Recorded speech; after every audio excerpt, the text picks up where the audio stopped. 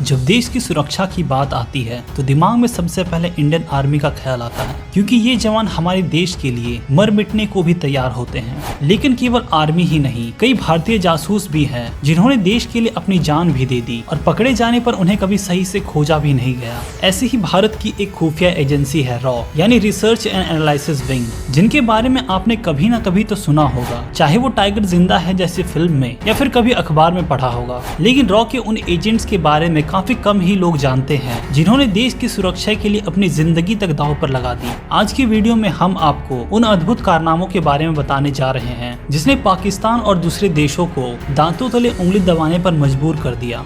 Raw के बारे में बात करने से पहले हमें ये जानना जरूरी है कि रॉ का गठन कब हुआ और क्यों किया गया। ये बात है 1968 की। तब भारत ने 1962 के भारत चीन युद्ध और 1965 के भारत पाकिस्तान युद्ध को देखा था और उन दोनों युद्धों के बाद भारत की स्थिति काफी खराब हो गई थी। उस समय भारत को एक ऐसी संस्था की जरूरत थी जो इन घटनाओं से देश को पहले ही आगाह करा सके। उस समय प्रधानमंत्री रही इंदिरा गांधी ने 21 सितंबर 1968 को 2 करोड़ रुपए के बजट के साथ रॉ की स्थापना की, जिसके काम करने का तरीका बिल्कुल अमेरिका के CIA जैसा ही था। इसका काम उन देशों की गतिविधियों पर नजर रखना था जो भारत के खिलाफ षड्यंत्र रचते थे। 1968 में रॉ का ब्लूप्रिंट तैयार किया गया और इसकी जिम्मेदारी उस समय के इंटेलिजेंस ब्यूरो के डिप्टी डायरेक्टर रामेश्वर नाथ काउ को दी गई। आज रॉ को दुनिया के टॉप 5 खुफिया एजेंसीज में शामिल किया जाता है।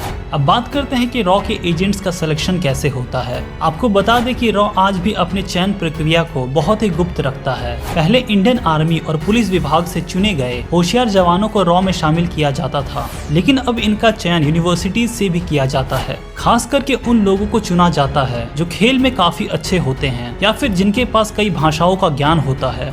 अब बात करते हैं रॉ की कुछ अद्भुत कारनामों की। जब भी रॉ के एजेंट्स अपनी बात आपस में करते हैं तो वो मिशंस के दौरान कोड वर्ड्स का इस्तेमाल करते हैं, जैसे वो दिल्ली को आर्यन कहते हैं ताकि किसी को भी उनके ऊपर शक ना हो। इसका एक बड़ा कारण ये हो सकता है कि रॉ अपने एजेंट्स की पहचान पूरी तरह से गुप्त रखना चाहता है। पाकिस्तान के परमाणु कार्यक्रम को रॉ ने काफी पहले ही ट्रैक कर लिया था। पाकिस्तान जब कहोटा में अपना न्यूक्लियर फैसिलिटी स्टार्ट कर रहा था तब किसी को भी इस बात की भनक नहीं थी, लेकिन रॉ के एजेंट से कुछ भी छुपा पाना नामुमकिन था। जब रॉ के एजेंट्स ने देखा कि पाकिस्तान की न्यूक्लियर फैसिलिटी स्टार्ट हो रही है तो उन्होंने इस बात पर रिसर्च करना शुरू कर दिया। एक बार कहोटा के एक पाकिस्तानी वैज्ञानिक बाल कटवाने के लिए गया तो उस समय के रॉ के एजेंट रहे अजीत डोभाल ने उनकी दुकान से उन बालों के सैंपल को कलेक्ट किया और भारत भेज दिया। और जब इन बालों का परीक्षण किया गया तो उसमें रेडिएशन के अंश मिले, जिससे ये साफ हो चुका था कि पाकिस्तान वेपन ग्रेड यूरेनियम या तो बना चुका था या बनाने के बिल्कुल करीब था।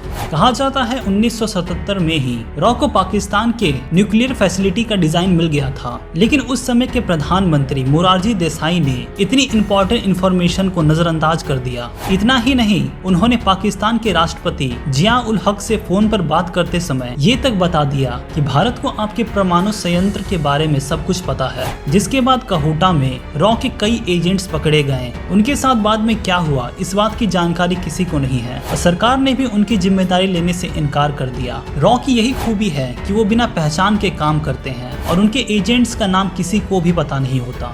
रॉ के पूर्व सचिव बी रमन ने अपनी किताब द काउबॉय में लिखा है कि 1971 के भारत पाक युद्ध के बारे में जानकारी रॉ के पास बहुत पहले से ही थी और पाकिस्तान कब और कहां हमला करने वाला है इसकी भी सटीक जानकारी रॉ के पास थी। और इस युद्ध में रॉ की बहुत बड़ी भूमिका रही। 80 के दशक में रॉ के चीफ रहे आनंद कुमार वर्मा ने एक न्यूज चैनल में बात करते हुए कहा था कि रॉ को पहले ही पता चल गया था कि पाकिस्तान 3 दिसंबर को भारत पर हमला करने वाला है। इस जानकारी के कारण भारतीय वायुसेना पहले से ही पूरी तरीके से तैयार थी, जिसके वजह से पाकिस्तान को मुंह की खानी पड़ी। रॉ के ऐसे कई और अद्भुत कारनामे हैं जिसने देश को सुरक्षा प्रदान की है। कई एजेंट्स ने दूसरे देशों में जाकर अपनी जान गंवा दी और सरकार ने उनकी कोई जिम्मेदारी नहीं ली। बिना वर्दी वाले ये हीरोज अपनी पहचान छुपाकर देश को सुरक्षा प्रदान करते हैं। रॉ के इन एजेंट्स के लिए कमेंट में एक हार्ट तो बनता है। भले ही उनके कई कारनामे कभी सामने नहीं आए हो, लेकिन उन्होंने हमारे देश को सुरक्षित बनाने में कोई कसर नहीं छोड़ा। लेकिन अगर आप NIA के बारे में जानना चाहते हैं तो इस वीडियो को देखें। यहाँ तक वीडियो देखने के लिए बहुत बहुत धन्यवाद। वीडियो पसंद आया तो वीडियो को लाइक, शेयर और चैनल को सब्सक्राइब कर दें।